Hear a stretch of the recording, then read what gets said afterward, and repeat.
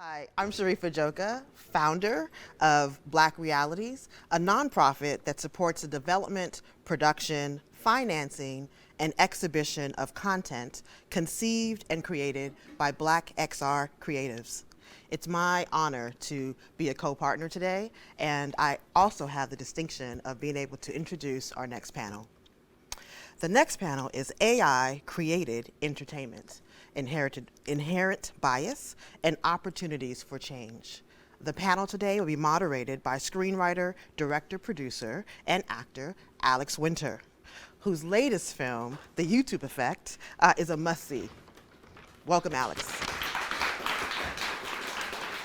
Our panelists are Gabrielle Barcia Colombo, mixed artist and associate arts professor at NYU Tisch, ITP, IMA.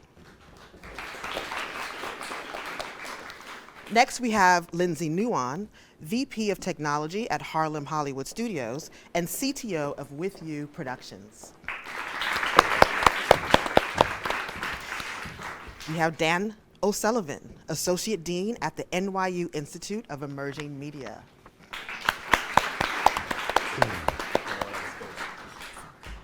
And our final panelist, Oscar Sharp, a pioneer of AI-generated cinema. Thank you and welcome.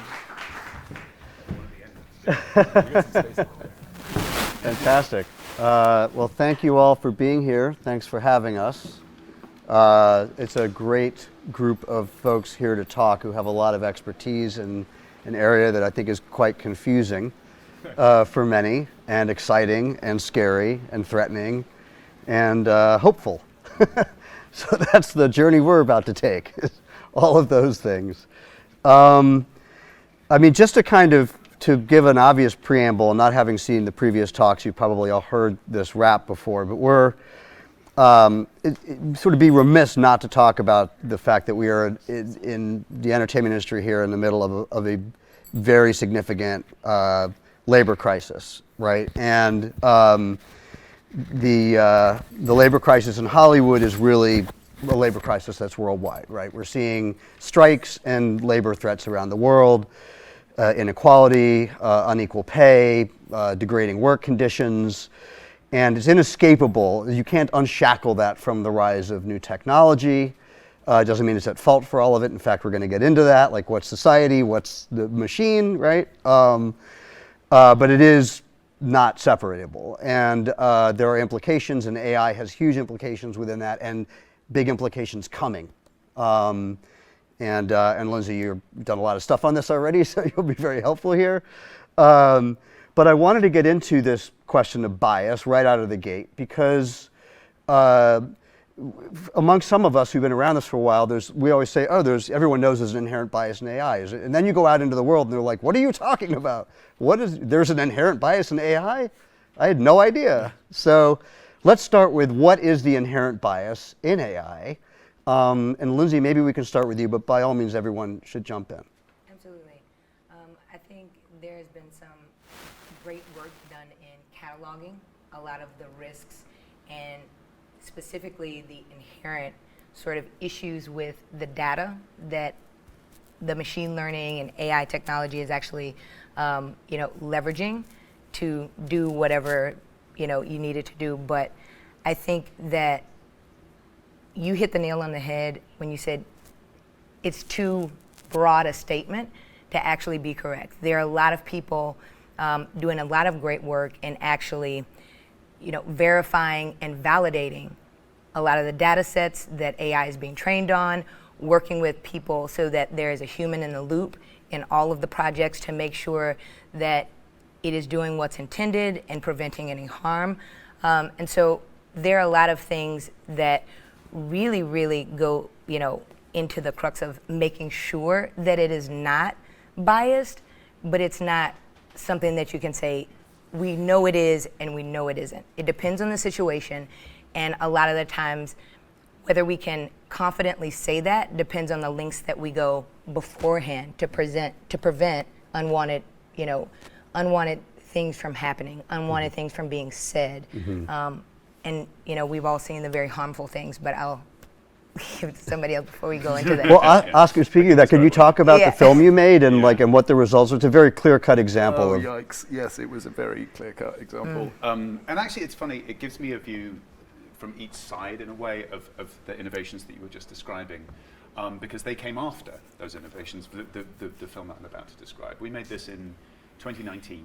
Robert Downey Jr. was doing a documentary series from YouTube about artificial intelligence. And they wanted it to be optimistic and positive, which is interesting. So they came to us because we'd made this fun sci-fi thing in 2016. They said, "Can you do it again?"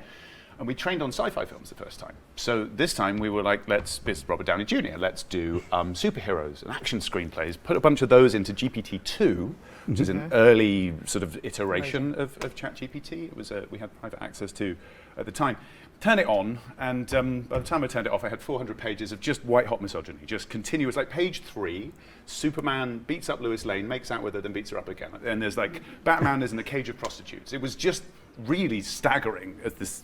And I called up Terry Hatcher. She was potentially down to be Lois Lane again, because she thought this was an important message. And then all of the lawyers are like, "Don't do it!" Even though it was definitely satire, it was like, well, you still might not have a fun time if you do this. Some people might make your lives quite difficult. So we did another sequence from it called, I called it Bobo and Girlfriend, because there were two characters: a guy called Bobo doing a bunch of martial arts, and a woman whose literal name was Girlfriend. And he was basically assaulting her and sort of enjoying it in a way that he thought it was sort of fun and funny. So the way that we did it is Chelsea, who played Girlfriend, we decided that she was in a horror film, whereas he was in an action movie. And that was and quite a lot of women, when I shared this with them, they were like, "Yeah, that's basically my life. I'm in a horror movie while the dudes think they're in an action film." But then the odd part is that, it's not wildly unexpected. The stuff we put into GPT-2, the bias isn't in GPT-2. The bias is in the stuff we put inside, Exactly. right? And we've been putting that into mainly adolescent men for decades. Yeah. And there's been a feedback loop where it's gotten more and more intense, because you make more money, the more people do the kind of things that people pay for. On the other side, though, it's interesting that you're right. There have been great moves since this sort of thing was observed. Like, let's do something about it. A good friend of mine is in charge of what's called alignment at OpenAI. It's this idea of like, let's make it not kill everybody, or let's make it kind of in some way resonant with our needs, or something like that. Yeah. And one way that he used to put it was aligning artificial intelligence with human values is still an unsolved problem. And I'm like, Jan, I love Jan, he's a genius, but I'm like, Jan, I reckon values is kind of the problem, right? What we value as more valuable than something else, what the machine, like where does the machine stop, values as more important or useful or commercially viable or than something else. The very fact that we're looking for that is going to produce effects like this. Right. And if you multiply it by a machine that can think 1 billion times faster than anything else, that could get more intense. So really the question for me is, how do we not do that? Yeah, even in different geographical regions, though, what's right, what's not, very what's valuable. different, Yeah. right? Yep. And so it presents both an opportunity and a risk for us to get ahead of that. But in your scenario, you were actually the human in the loop, and you caught the pile of misogynistic garbage, and then you had the legal team, gently nudging you not to do that, right? But my question is, like, is there some sort of better world that we could live in where we collaborate ahead of time? We know how to sandbox these things for what regions we're releasing in, for what audience, and things like that before we have a massive issue. It's a matter of priorities to some Yeah. extent. But Yeah. I was going to say, the alignment, we have to do this, but if it's, the really magnificent thing about these models is they're competent in this way that we don't understand. And there's something about us that's that way too, our unconscious. Like, they resemble each other because they're these opaque systems that enable us to do magnificent things. And so our lack of ability to understand them is the specialness of them. Does that mean, of course, these models are biased because they're trained on the internet, which is biased, which is trained on the world, which is biased. Do we just live with that? No, we have to do that alignment thing. But I think it's in the training, and I think it's going to be. It might come up again. It might come up against copyright, oddly, for me. Like right now, people don't want I don't want to be scraped, and have my stuff be used without my without my say so. But on the other hand, I want to be represented in these models. Right. It's also who's doing the training in the first place, right? Who has access to be able to train these models, and who is part of that staff that trains the models. Yeah. And you need to have people from diverse backgrounds training the models in the Yeah. first place to be able to catch these issues before they happen. Well, and indeed, sort of how they go about containing them, and sort of shaping what it is to interact with them. There's a podcast doing the rounds at the moment in the kind of AI programmer community. It's an episode of a podcast called The Emerald, and The Emerald is actually sort of mysticism podcast. But this guy took on the question of AI, and it's a couple of interesting observations in it. One of them is that sort of the people building AI right now are sort of like Mickey Mouse and Fantasia. They've learned to create infinite brooms, but the trouble is they don't have a sorcerer who's coming home to stop them, or to give them an initiation. They don't have a Yoda to train them to use this incredible power that they have. It's really confusing. But damn it, where was I going with it? Where was it? Who's training it? Who's training it? Who's training it? And then, but not just who it is, but actually like, given that ChatGPT in a sense now does essentially have a personality. When you interact with it, it doesn't feel like it's just bland. It's not commanded data. It's kind of got a personality. And the presenter of this podcast beautifully said, it's sort of like ChatGPT has the personality of a second-year Stanford undergraduate who like really cares, who is a white guy, and really cares about consent in the way he talks about it. So, precisely so. Yeah, right. So it's like, and it's like, what? And we're going to give that guy like, everyone's going to listen to him, and he's going to tell everyone what they should be doing and what they shouldn't be doing, and it's going to tell you off when it's bad according to him. That's well, I mean, that comes back to the issue of bias, right? Because it's the question, obviously, and there's something obvious about this, and yet there isn't, in the sense that society is biased, industry, capitalism is biased, and in very specific ways into a direction of serving very specific people. And that is why I started with the labor crisis, because that does impact labor, right? And I wanted to talk about impact a little bit, about like who is concerned about the impacts, the negative. Obviously there are positives, and we absolutely touch on those as well. But even in terms of the ability to let the public know, sort of like what we're doing here today, who don't even know that AI is biased. I didn't want to start with this question because it would have taken us the hour, but it's where I started with some of the unions. Like, what even is AI, right? AI itself is almost meaningless. It's like the term algorithm. It's like, it's Kleenex, it's a brand. It's like, well, Gen AI is coming.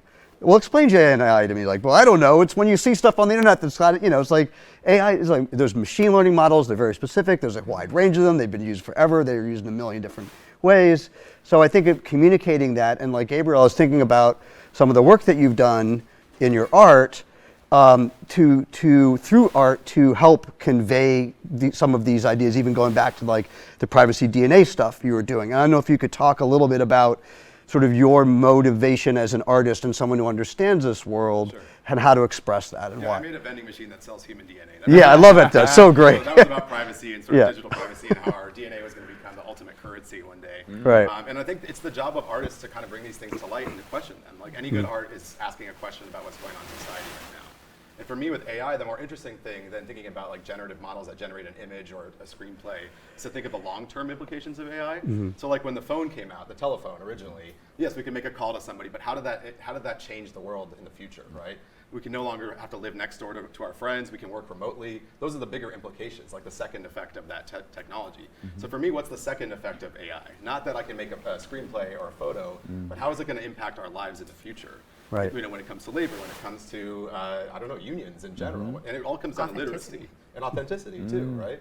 But it comes down to literacy, and I think what we should do responsibly is train people in how AI works in the first place. Right. Which I think some of the agreements this week that were made actually do. Yeah. More people have been paying attention to AI than they've ever had before. Yes.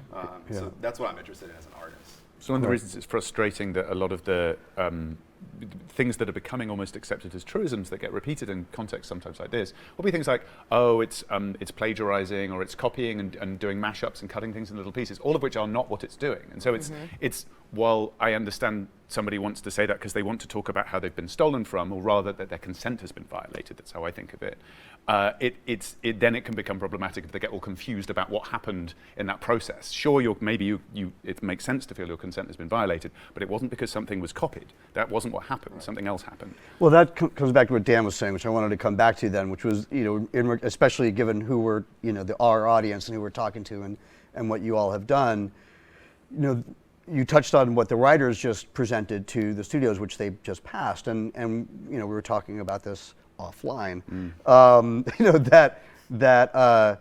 That there is real importance in just telling people what you want from these systems, right? Even if there isn't a hard and fast legal. And I don't know, Dan, if you could touch on that a bit more, just in terms of what expectations are and what concerns are for artists and writers in terms of these tools. Well, I guess the writers were very rightfully concerned that they'd just be replaced. I actually think writers weirdly are in the best place for the future. So ChatGPT kind of stole all the attention this past year, but at the same time were systems like DALL-E and Stable Diffusion and Midjourney that are going text to image. And you look at companies like Runway that are doing text to video. And you just conjure this system like, oh, I want a guy standing at a bar. Make him taller. Make this be on the TV set. Make him move like this. In your bedroom, suddenly the words to the people who got bypassed in that scenario were all the grips, gaffers, directors, and the wordsmiths are kind of driving the show. So I think, for this audience with these young people here, I wonder if it's other trades that might be more concerned. And I think I'm super happy that they held the line as much as they did because, there's still going to be movies, but there's going to be this new thing. And you have to help the people who are, I'll put an age on it, 50 years old. And luckily, I don't think film will move as fast as like the music industry does. Like 15-year-olds decide what musical taste is. Right. A lot of people watch movies and, it's going to go a little slower. Yeah. But still, I'm glad the unions are slowing things down to a humane pace. Are you saying we should all become prompt engineers? Is that what you're, instead of gaffers and grips? Well, being good with words. And being, you used the word literate before, is like, what's in these things is you reference this artistic field, or you recognize, this I forget this series, or, having references, cultural references makes you a good prompt engineer.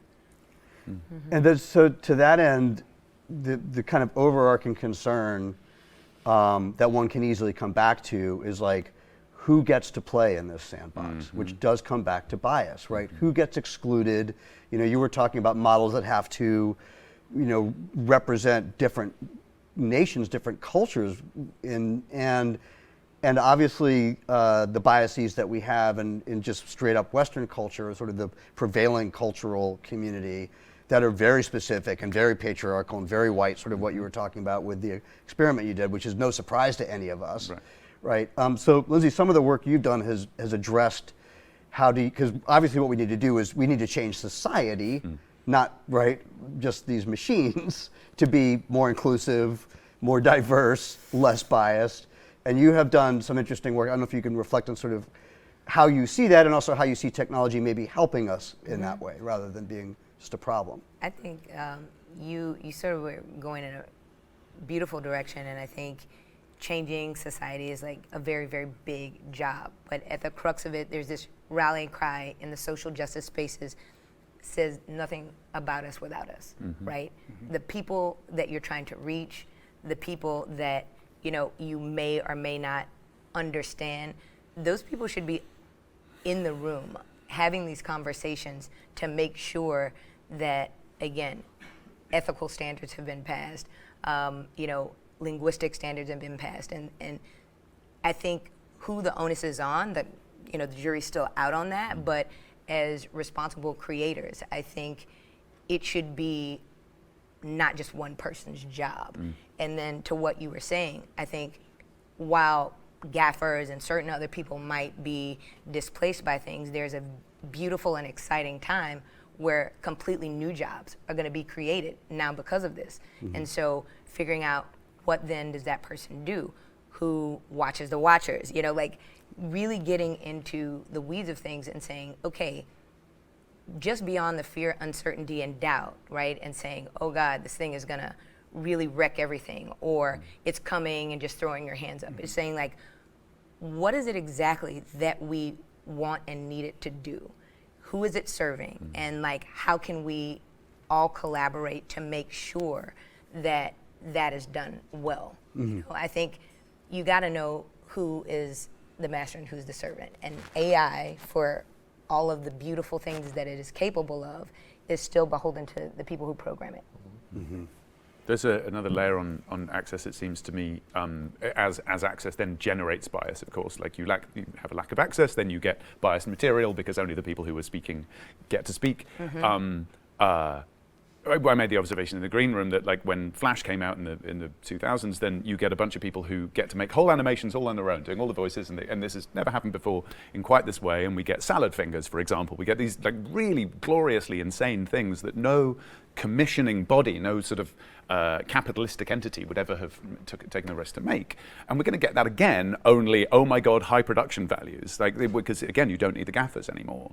There is, I think, we've mentioned them a few times, and it just there's actually a sort of access point there too, right? People wanting to be able to maintain their involvement in the creation of artistic works that go out to the world, and it's like, wait, you're just going to make us redundant. And there is a thought, I think, worth popping up as we go along here, that in a sense, if the sort of the McDonald's of the entertainment stuff, like which has always existed.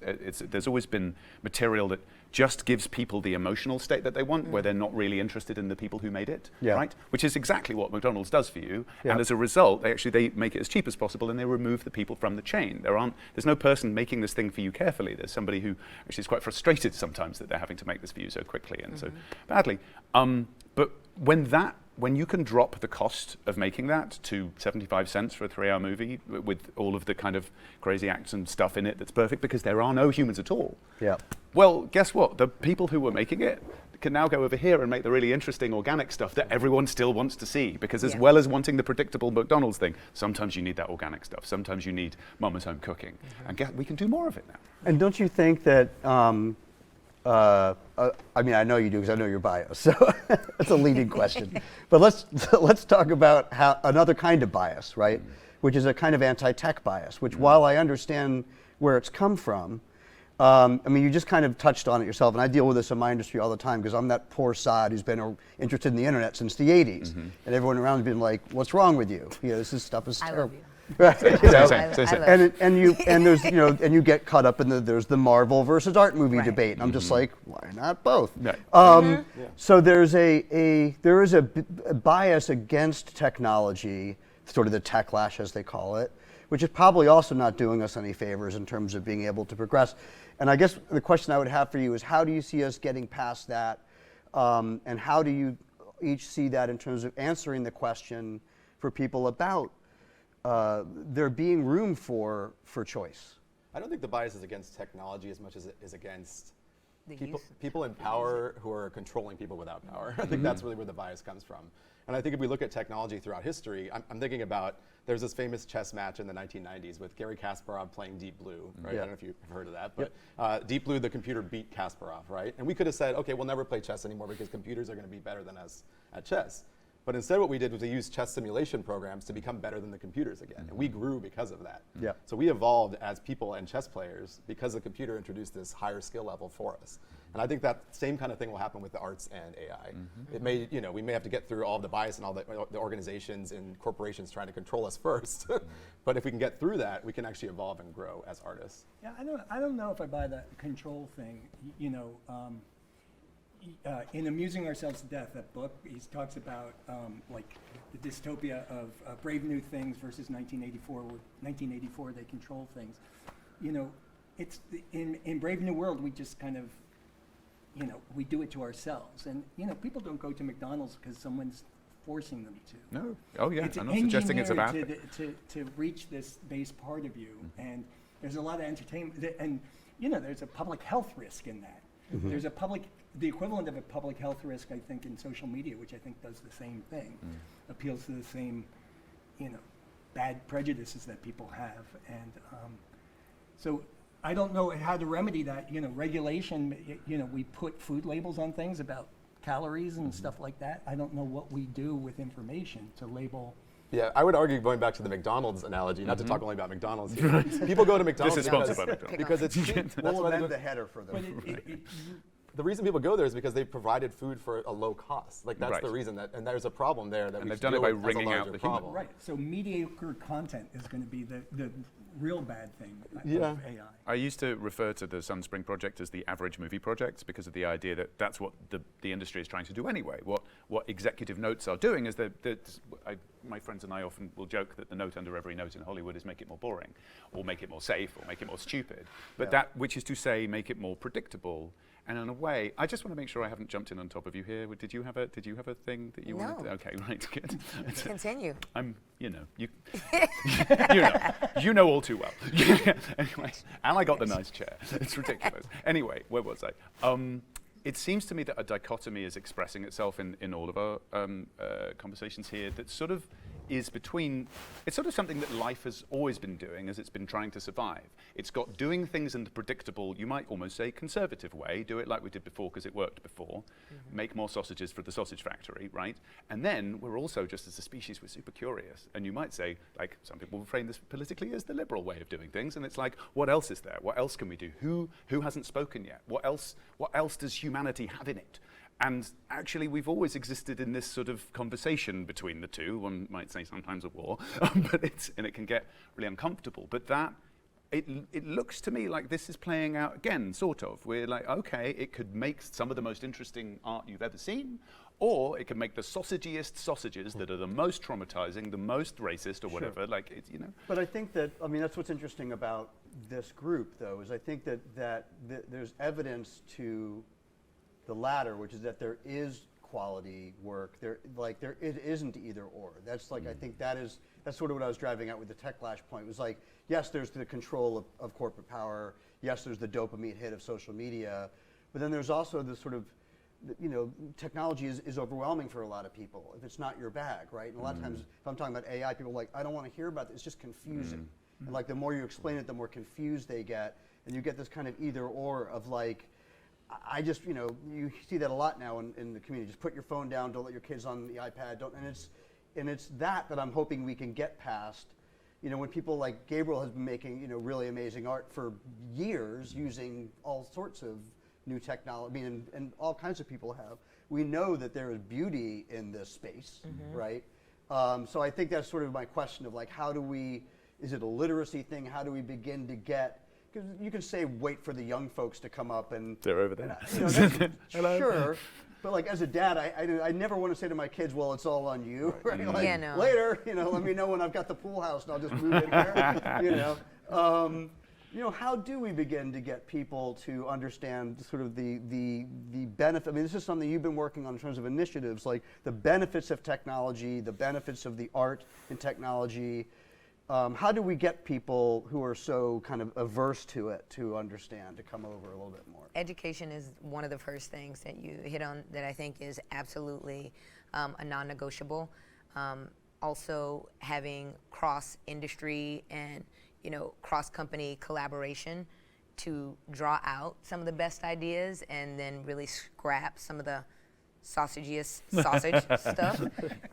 And then, the third is controls, checks, and balances. Really, I hate to sound too regulatory, but really making sure we lean on prior art and the folks who are really, really good at making things like policy to get ahead of it so that we are playing in a really, we're playing well together in a very safe place. I think that is, the start of the answer, all of those major components, but what I'm most excited about is the new things that we're not even thinking of yet. Like, this is going to accelerate the rate of collaboration so much faster than you look at a lot of other technologies that did, whether it's blockchain, whether it's, the internet when it first came out. The rate of acceleration, I think, is something that I would really point out to those people who are averse to this movement and say we almost can't afford not to educate ourselves and be in the room when people are figuring out, what the use cases are going to be for whatever your particular corner of the world is. You just have to be involved. And being educated and involved is always preferable. Right. Yeah, Dan, can you speak to that a little bit just in terms of, and she's touching on regulation and sort of the direction we go, and curious about the difference between government doing it, people doing it, sort of where you sit on some of that. Yeah, let me, I guess we're in the right place at NYU, LA, that, we're all interested in education. People have to, be with it, be touching it. More and more different people touching it is really the answer. But yeah, we know it harms. So I guess you have regulation, you have, I guess, laws.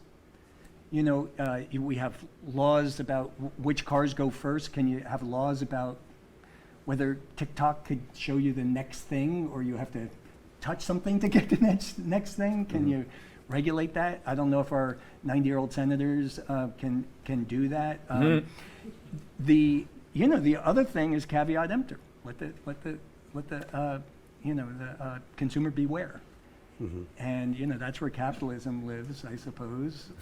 I hope it's somewhere in between. It seems. Sorry, go on. I think as a technologist whose specific area of expertise is in risk management and cybersecurity, I always just like cringe a little bit when we just say kind of leave everyone to their own devices, because there are the instances in which we're just talking about, somebody got their feelings hurt, and then there's the instances where this is loss of life, or someone is not, somebody is getting, harmed, like their actual livelihood and lives are being at stake. So I think that very specific conversation that needs to happen on where and when we put the controls around this thing, where we can experiment and let people kind of go wild or whatever, but we all know that like things and thoughts they carry very different consequences, and so we need to be having the pointed conversations to really talk about that.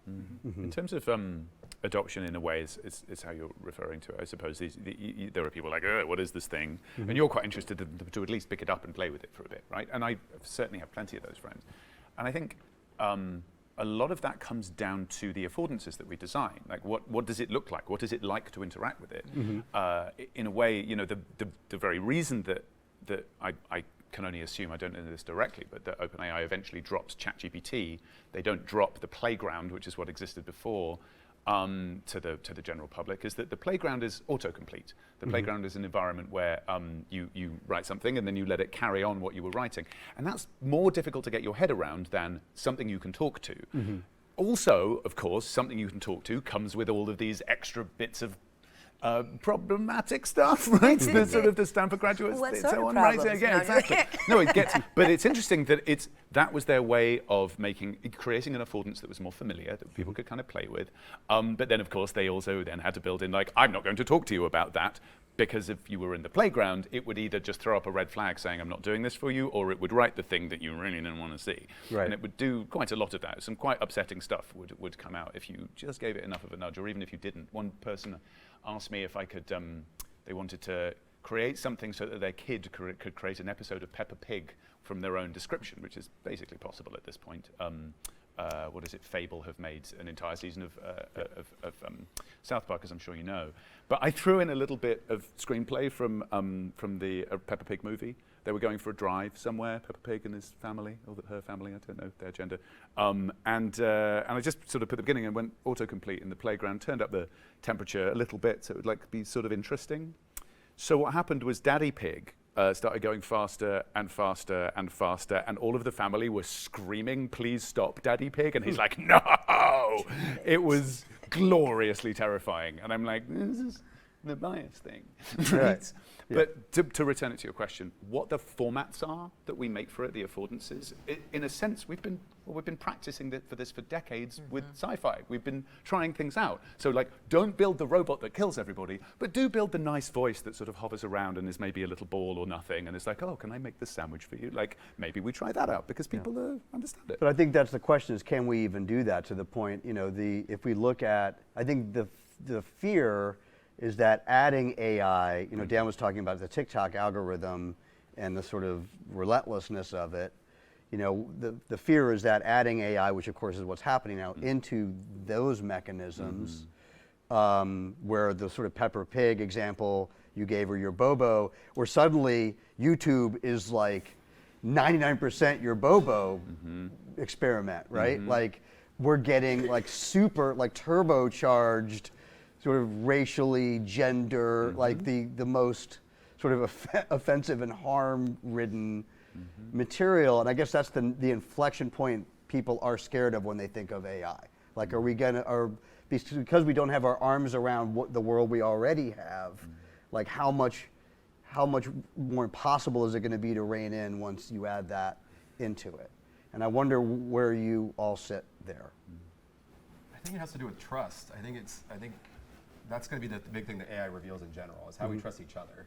Right. And will we eventually trust an AI over a human being? I think that's going to be a really interesting question. And I think these biases, I think, are actually correctable in some way. Like, I think we can actually train sets so that doesn't happen. Like, I think we can correct for the Peppa Pig nightmare scenario pretty easily. But what if it monetizes, like to Dan's point, will they want to correct it, right? Like, or will they have this sort of TikTok overdrive that's making them tons of money because it is so. But that's what I mean by trust too. It's like every social network has fallen to this trust problem. Right. Twitter had the biggest trust problem of all, right? It's like you have a whole president that was elected because of this trust issue.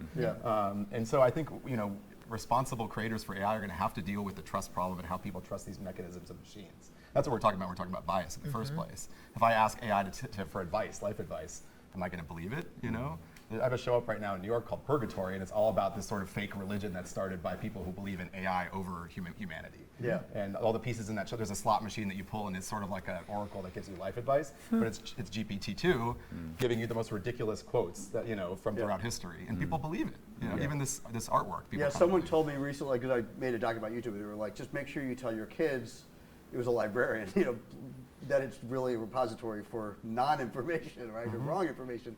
And I was researching something recently and seeing how much AI is going into basic searches now, where it didn't so much before. And if you asked a question, you'd get more factual information. And I was doing something about William Blake, and I looked up a question about Blake, and I got this article. I was like, oh, this is really fascinating. And the more I read it, the more I realized it was utter nonsense. Total bullshit. Like, it was like, well, Blake and John Milton were very close friends. It was like, that's not possible. But some people and then the further they don't have the literacy to back it up. That's Right. where education comes in. There's a layer of this. Sorry. Yeah, I was going to say, you know, I think that, you know, the algorithm is inflicted on you, the TikTok scenario. I feel like there's some hope here that when you're using ChatGPT or Stable Diffusion, you're running the show a little bit. The training was done, and the training can be horrible, and we can inspect that and try and vet that, but you're driving it a little bit. You're not the victim of the algorithm, you're driving the algorithm. So I think there's some hope here. You know, the bad thing would be, and the other nice thing is that these are correlations of correlations of correlations. If you look at a model, it's just a bunch of connections. Whereas the TikTok is like a linear feed. You're connected to this one or this one or this one. And maybe the provenance of all those ideas can allow us to debubble a little bit, to venture forth into a slightly adjacent place in the model. I hate to be too optimistic. I want to talk about the bubble bit, but yeah, I think you had something. Well, I think that's kind of where I wanted to lead this toward the back end here is where are we going, right? I think that fear comes from the unknown. If you take a populace that is largely either tech-averse or not that tech knowledgeable or tech educated, and you match them with something that's moving quickly that they don't know where it's going, that's very scary, right? And I think that's where we are right now in terms of the public. And I think, where do you all sit in terms of where you feel, because I don't think any of us are by nature pessimistic. I certainly don't think the five of us are, right? Judging from what we're doing. But where do you hope it goes, and where do you think it's going from here? I'll touch on that if Lindsay. Yeah, I'm going to throw it to you first.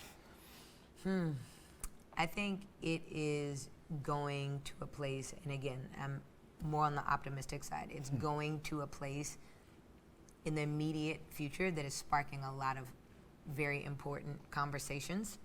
I think that what we do as a collective decide where it's going to go from there, and you're going to see all of these pockets and splinters, right? Where people had all of the aforementioned checks and balances that I sort of spoke about, the safety measures, where we see it go into this beautiful place where we're really excited about the things that it's creating. And then we're gonna see a whole lot more really, really like sad, instances where we wish we could have or should have gotten ahead of this and been having conversations like we're having today, where we get a lot of people in the room who are concerned about different things, the creative crew, the policy wonks, the technologists, put down our differences for a second and start having important conversations about how we build this in a way that is as beautiful as I hope it can be. Who wants to go next on that? Who wants to hot take of all that? No, okay. I think from a purely art perspective, I think we'll see sort of an evolution of art. And I think because it's so easy now to generate an image and to generate a video, I think we're going to create some sort of new art form that's not based purely on media. I think it'll be about experience, and there'll be more in-person experiences involved with art, more performance art, more large-scale immersive installations, things that you can't train a model on easily. Right. And I think that the art world has always been very good at being obtuse, and I think we'll see more of that in this way too, where like you can't really train a model on like a Tino Segal performance work. Right. If you know his work, it's like two people making out in the middle of a Guggenheim. Like, how do you train a model on that? Like, but so like, to think about things outside of that box, I think people will get more creative because of this in a way. So that's my optimistic hope for the art world. I think a new animal will come out, and I think there'll be impacts on the existing industries, but I think something that doesn't create so much content as conversation will come out of it. It'll be democratized, and it'll be a lot of cheeseburgers, but eventually people will elevate their taste. I think as a species, we've encountered bullshit before, and we're going to get an avalanche of it now. And there's stuff in us that wants to discern the good, and I'm hopeful, I guess. I think I'm sort of still processing, of course, and these have been some great inputs that have added to that processing. But I'm surprised we haven't yet seen a version of YouTube pop up that is where absolutely everything on it is being made as you look for it. It's creating things for you out of what previously existed, and you're exploring it. And right now, if we made that, it would be very janky. But like, give it a minute. You can explore an entire personal YouTube that is just for you, that never existed until you looked at it. Like, that could happen. But that's interesting because it's also very isolating and lonely. And if you think about it, that's what we were doing with the internet for quite a while. We over hundreds of years, we all hid ourselves in little boxes and locked the doors so that we could do capitalism with each other, or any of the other isms. We got quite lonely, so we drilled holes in the walls and we poked cables through them. And we tied them all together. Actually, Tim Berners-Lee, who invented the World Wide Web, tied them all together in this terribly clever way that means that we could start communicating again. But unfortunately, initially, instead of using it to actually talk to each other, what we thought we'd do is live in a big shared house the size of the world with a notice board in it that was for everybody in the kitchen. And so we left each other notes on this notice board, and that was what the internet became. And maybe not that surprisingly, when we're communicating mostly by the notice board in the kitchen, we all started hating each other. So we know that happens. And we know that when it sort of metastasizes, and that YouTube I just described, that can become more isolating. But what is interesting is we also started talking again, more during the pandemic than ever before, using these cables. And that's intriguing. So at the same time as getting more sausagey and more isolating, there's this, are we going to connect more? Are we going to express more? Are we going to be enabled to be like, what else is there? And by the way, the person in their private YouTube who went, guys, look what I found in my weird private YouTube, and then connects about it. Like, that's exciting. And yes, I absolutely think we will invent art forms that we weren't enabled to do before. I actually had a chat with ChatGPT about this. I'm like, I want to invent another new art form, ChatGPT. And we were back and forth about it. And it eventually became this. What's an art form where all of the people observing it, are also creating it as they're doing so? And we love these. I go to Burning Man a lot. Most of the art there is called like Minecraft, isn't it? You're right. There's another one. Oh, really, fellow burner? Hello. We'll talk. But the point is that like we're back and forth about it, and ChatGPT is like, or as another example, when we're shooting the back and forth, what about an art form where all of the participant artist audience members are simultaneously collaboratively creating a universe? And I'm like, ChatGPT, do you reckon maybe that's what's already happening? And the stars are the audience, but they're also, and they've created us or something. And it went, and that was the end of that. Well then, if we all kind of agree on where we would like it to go, where we think it would go, and sort of to your point about where the internet started and what it became, having been there, as we all have, because we're all of the age to have been there before, during, and where we are now, I think maybe the big question, or one of the big questions, because there's many, is now realistically, how do we get there, right? Like, because what you're saying didn't happen in a vacuum. Like, what happened to the internet happened because corporate interest took control of it. It was very concrete. And that's happened in chunks throughout the history of the internet, from the beginning of the internet to the sort of Napster into leading into the streaming age. Napster, which was in many ways outside the ethics of it and the business problems of it, which are obvious, was a titanic democratized community that pulled people together around the world in a way that had never happened before online, in a scale that had never happened. Now we're seeing that again with AI.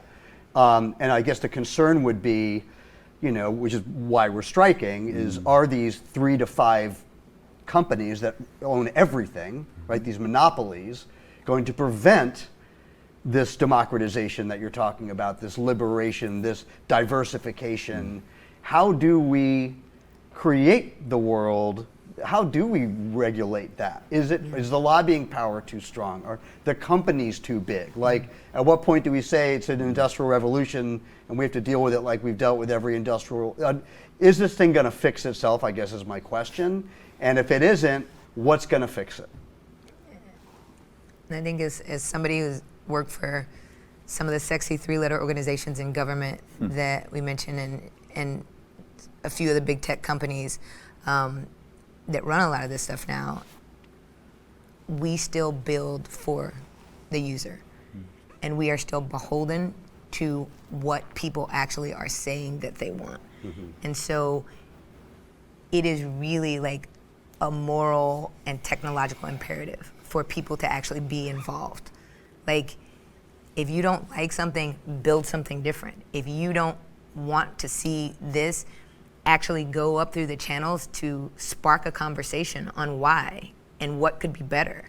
Don't just take your ball and bat and go, because clearly the game is still gonna continue. Okay. On the how do we get there piece? Yeah.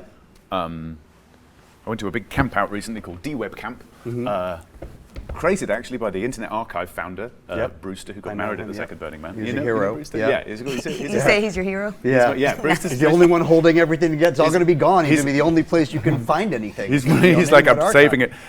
And he's a sweet bloke. And so they convened this big gathering in the Northern California forest of basically the technology folks who are like not the ones trying to get rich off NFTs, but the ones like, how do we make the world not die and be less terrible, whatever. With a few of the NFT kids like running around being like, how can I make money out of this? It's like, it's very funny. Anyway, slurp my ape. Right. And Tim Berners-Lee was there, and he did this talk, and it actually broke my heart. I cried. He cried while he was doing it. It's like the internet was supposed to be so beautiful, and it's kind of gone weird. Like, how do we steer it back? And this is a big gathering of people. He's been saying that almost since the day it started. He has, and he's been making his own attempts. But he's surrounded now by like these young, smart people like building stuff and spending a lot of time meditating. I can tell you they all do an awful lot of like, how do we, and I mean, it's a little bit of that second year Stanford undergrad thing as well, but they really, really want to try and help and not be rich. And I think that's interesting. I have this very strange view that we were asking, what is the machine? Well, if the machine is a thing that started about 15,000 years ago when we started organizing ourselves around things like capital, I kind of think that the Garden of Eden story, the Lord, he's called the Lord and he owns the tree and you have to have his permission to have the things on it. Like, I think that's a story about the start of civilization, actually. But anyway, it's like, if that whole thing was an immune response to the problem of not having enough apples to go around, which I happen to think it was, then interestingly, recently, we've sort of solved that problem. In the last 50 years or so, we know how to have enough apples, even though there's 8 billion of us. But we don't know what to do with the fact that we know how to have enough apples yet. We're like somebody who's got all the apples who doesn't particularly want to share them. Who doesn't think that they do, because they've been through the same traumatization process as all of us, which is like, look after your damn apples, especially when the rains are coming. So, but here's the interesting thing to me. Being surrounded by those people, I'm like, oh, a lot of the people who have some clout and some say and control and power, the hands on the joysticks now, do you know what's interesting about them? They're still mostly white dudes, but they're often more estrogen-heavy white dudes than they used to be, a little bit less testosterone, a little bit less, I want a bigger yacht and to own the Ukraine. Instead, they're like, how can I help? And that's interesting. Can I meet some of these people? I would love to introduce you. I would love to introduce you. You're one of them, I'm sure. And they're like, what do we do with these tools, these blockchainy tools, these AI tools, but instead of trying to get super rich, like how could these help with there's inequality, but we don't know what to do about that, because forcing people to share stuff, that's just another kind of oppression, that's not sharing. But how do you enable it? And one of the other clues to me is the fact that, we've got Gen AI producing all this incredible stuff, and the Copyright Office is like, you can't own that, right? So what that means is there is a fire hose blasting into the public domain faster than anyone can keep up with. So the world of stuff you can own and the world of stuff that you can't is like having a rebalancing, and that's interesting too. Yeah. That's all I've got so far. Yeah. I would push back on something you said, though, and encourage people to look into the people who are the non-white dudes from Stanford that are actually doing this. Yes. Joy Buwami from the Algorithmic Justice League, colleague who's doing amazing work. Dr. Ruman Chowdhury in Congress right now. Amazing. Doing AI ethicist who's doing amazing work. And also Timit Gubru with DARE. AI now. Really, doing amazing research on exactly how we keep this thing on the rails. And so please, definitely, I encourage you to not only look into those groups, but also get involved in the conversation. And one that's not as exciting as all of those lovely women doing great things is the NIST AI risk management framework. So you can actually get in on that and comment, not now because it's already done, but like they put out requests for comments so that people actually can have their ideas and concerns incorporated into how this thing actually is going to end up. So just get involved. And so I don't misrepresent DWeb, by the way, they had a huge cohort of people from all around the world that they funded who are doing it in their communities, where they're much higher melon in that group. I think that, to Dan's point about not knowing where things are going and the beauty of the beauty of the unknown as opposed to the scariness of the unknown is that because I'm with you on your point, that's sort of how I come at the tech stuff, is be open to allowing a whole other group to come into these spaces and lead. And just in a way, I hate to say it, but as a white middle-aged guy, maybe get out of the way and see what happens to the world when we do that. Yeah, it's education and access. I think those are the two big things with this. And I think the more we can educate people and not be afraid of it and put it in the hands of everybody, I think that will be in a good place. Until we train things based on the trained data already, then I'm very worried about what happens. Jesus. That's a whole other conversation. I just did what everyone said, and what you do, which is, tell the good stories about this. Or tell the bad stories as cautionary tales. Right. But with hope and and stories, infecting people with the good directions, turning them on to, I hate to work this metaphor to death, but good food. Show them some good food. That's a great way to end. I cannot thank you all enough. It's been an incredible conversation. And, thank you. I really appreciate it. Thank you. Thank you, guys. Time for some food. Is it sausages? I don't know. I hope it's not.